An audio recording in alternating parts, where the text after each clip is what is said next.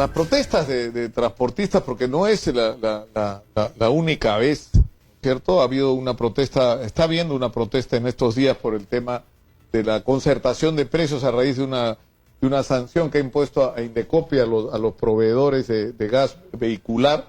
Pero por el otro lado ha habido también una protesta hace poco de los camioneros y de los transportistas en relación al tema del precio del diésel en el Perú. Y eso nos lleva, y por eso hemos invitado al señor Ceferino Yesquén, presidente de Perú Petro, para hablar sobre lo que está pasando con el abastecimiento de combustibles y la producción en el Perú, ¿no?, de hidrocarburos. Bienvenido, muy buenos días. Buenos días, Lucas. Buenos días. Sí. ¿Qué no nos resume usted en cifras cuál es nuestra situación? ¿Cuánto petróleo estamos consumiendo y cuánto estamos produciendo? Ok. En total estamos consumiendo alrededor de 220.000 barriles diario entre petróleo y productos derivados del petróleo, ¿sí? Y el Perú apenas produce 43.000, y en los últimos días hemos estado inclusive con una producción de 38.000 barriles por día de petróleo, cuando hemos sido un país que ha producido 200.000 barriles de petróleo hace unos 30 a 35 años, ¿sí? Producto de muchas cosas que hay que resolver, la producción de petróleo ha ido declinando, y fundamentalmente en los campos de la selva. ¿Pero por qué? ¿Porque se han agotado las reservas o porque no hemos hecho lo que debíamos hacer? Dos cosas fundamentalmente. Uno, la continua parada del oleoducto norperuano ocasiona que no haya producción continua de la selva. Y por otro lado, hay algo que es importante decirlo, señor Lucar, que es: hemos descubierto unos campos hace más de 10 años, ¿sí? Y por cuestiones de demoras en los permisos, demoras en las aprobaciones, y también por algunos problemas generados de relacionamiento con las comunidades, estos lotes todavía no entran en producción. Son el lote 67, que lo tiene Perenco, y el lote 64 de IOPAR. Esos lotes, como le digo, han sido descubiertos hace 10 años. Y con esa producción, o sea, ahí hay petróleo. ¿Y cuánto se podría sacar de ahí? Entre los dos lotes, yo estoy seguro que se podrían producir entre 60.000 y 70.000 barriles por día. Nosotros podríamos aumentar eso, o sea, podríamos casi triplicar nuestra producción. Nosotros hemos planteado en Perú llegar Petro, al consumo nacional, digamos. Todavía inclusive. No, todavía tienes un déficit ahí. Inclusive nosotros hemos planteado en Perú Petro que para el 2023 podemos llegar a producir 100.000 barriles por día. Pero si somos capaces de activar esos lotes, en adición al lote 192 que le pertenece a Petroperú, que ya estamos preparando el proceso para la contratación con ellos, el lote 39 que acaba de declarar comercialidad hace algunos días, que tiene que desarrollar el campo, y en Talara hay un problema que hay que empezarlo a ver. En Talara los campos ya producen hace más de 100 años y son campos que le denominamos campos maduros, que necesitan un incentivo en cuanto a una nueva regulación para que esos campos sigan produciendo. Por eso es que la nueva ley que se estaba impulsando en el Congreso considera esa posibilidad. Talara hoy produce más que la selva, aun cuando tiene más de 100 años de explotación. Increíble. Ingeniero, ¿eso en qué nos va a favorecer? Por ejemplo, al usuario final, ¿en qué va a favorecer? Ok. La idea es primero autoabastecernos, ¿sí? Creo que cualquier país con los recursos que tiene que preocuparse por autoabastecerse. Porque lo que estamos haciendo es importar básicamente ¿de Ecuador? De Ecuador. Y ese petróleo que importamos no genera regalías acá para empezar. Y como bien decía el señor Villanueva, esas regalías se distribuyen después en canon, que tiene que ser usado para mejorar el estatus de vida de las comunidades alrededor de las operaciones, ¿sí? Y nos cuesta más. Y nos cuesta más importar. Y por otro lado, la refinería de Talara, donde se está haciendo una inversión de más de 5.000 millones de dólares, tiene que usar el producto nuestro, tiene que usar el petróleo. Claro, porque si proyectamos la situación actual, esa refinería va a servir ¿para qué? Para importar crudo. Para importar crudo y terminar de procesarlo acá. Crudo importado, cuando lo tenemos acá. Y por otro lado, ese crudo pesado, que realmente no es procesado en cualquier refinería, podría ser refinado en la refinería de Talara. La refinería de Talara es un gran proyecto. Ahora, pero el problema que hay antes de ir a lo de refinería de Talara es que cuando uno habla con la gente de Aten del Marañón, por ejemplo, que es uno de los centros de producción más importantes del país en Loreto, y que la gente no sabe ni que existe, ¿no es cierto? Y en San Lorenzo no tienen agua, no tienen luz, o sea, es una desgracia, y ahí ha salido gran parte de la riqueza que se ha producido en el Perú, y se ha producido un gran daño ambiental que no ha sido reparado. Entonces, tienen razón la gente de las comunidades cuando desconfía.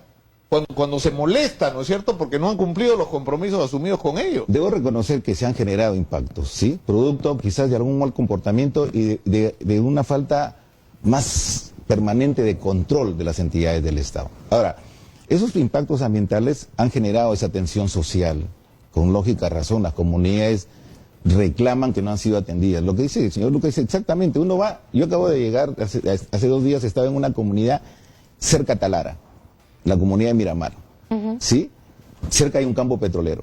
Está trabada la perforación de pozos de hace 4 años, porque no nos podemos llegar a poner de acuerdo entre la comunidad y la empresa, y lo que reclama la comunidad es, pues, aquí han explotado años petróleo. Hemos cambiado los campos agrícolas por petróleo, esperando mejor desarrollo para el pueblo, pero el pueblo no desarrolla. ¿Por qué? Porque el canon que se genera ahí no llega directamente a esa comunidad. Entonces lo que hay que hacer ahora es cambiar esa distribución del canon. Hoy el canon primero es distribuido al gobierno central y al final a las comunidades. Creo que hay que hacer al revés. Eso hay que reformularlo, reformularlo. Pero también se dice que hay que reformular, y es una discusión absolutamente pertinente, porque cuando se diseñaron todos los contratos de concesión, era cuando éramos unos apestados. Pues ¿quién quería invertir $1 en el Perú? Que era un país que perro muertero por el gobierno de Alan García, que no pagaba sus obligaciones, ¿no es cierto? O sea, un país con mala imagen, además agobiado por el terrorismo, o sea, era riesgoso, no era buen negocio invertir en el Perú, entonces había que ofrecerle a los inversionistas, ¿no es cierto?, beneficios que compensaran esa mala imagen. Esa ya no es la situación. Exactamente. Eso ya cambió. Exactamente. Hoy tenemos un país con variables macroeconómicas que te permiten competir. Pero en cuanto a legislación, condiciones para invertir en petróleo y gas, todavía no somos competitivos. Colombia, Brasil y Argentina son las que se llevan la mayor cantidad de inversiones en América Latina. Porque nosotros todavía no hemos actualizado las normas, no hemos actualizado procedimientos, no hemos sido capaces de atraer más inversiones, aún con el potencial que tenemos, ¿sí? La idea en Perú Petro es tratar de empezar, claro, o sea, uno ya no puede llorar sobre lo que pasó. Yo creo que eso tiene que enseñarnos a qué cosa tenemos que cambiar hacia futuro. El futuro hay que empezarlo a crear. Nosotros somos muy optimistas en Perú Petro de que podemos volver a producir 100.000 barriles. Y el gas, que es otro tema interesante, claro, que hay que tocarlo en detalle de repente en otra oportunidad, necesita otro enfoque, porque nosotros más bien exportamos gas. Porque no hay un mercado interno grande. Pero no hay un mercado porque no nos hemos esforzado. O sea, porque estamos repitiendo con el gas lo que nos ha pasado con la minería, es decir, no le estamos agregando valor, no estamos creando una industria petroquímica, ¿no es cierto? Exactamente. O sea, tenemos suerte de tener una cantidad de recursos naturales en el Perú increíble, que hay que saberlos administrar. Pero ese contrato, hasta en la campaña electoral de México, Andrés Manuel López Obrador ha criticado el contrato de exportación de gas del Perú que pasa por México, porque pasa por México. O sea, llega a México y México se distribuye Eso fue necesario, Lucas, para generar un proyecto, para que aparezca el proyecto. Pero ahora sí es necesario empezar. Ese proyecto de masificación del gas tiene que ser realmente una realidad. Ya, pero eso nos va a obligar a replantear el contrato. ¿Por cuántos años es el contrato? O sea, por 15 años. Hay reservas, Lucas, como para seguir generando más proyectos. La idea es replantearlo bien, y algo que es fundamental, igual que el oleoducto, la infraestructura por donde vamos a transportar el gas. El gasoducto del sur tiene que hacerse prontamente. Eso activaría mucha más producción, ¿sí? Entonces, hay muchas cosas que dependen de infraestructura, de esa mejora de relacionamiento con las comunidades, y algo que es importante, ¿sí?, que es la articulación de todos los actores en el Estado. O sea, nosotros no podemos estar diciendo solos, vamos a producir 100.000 barriles.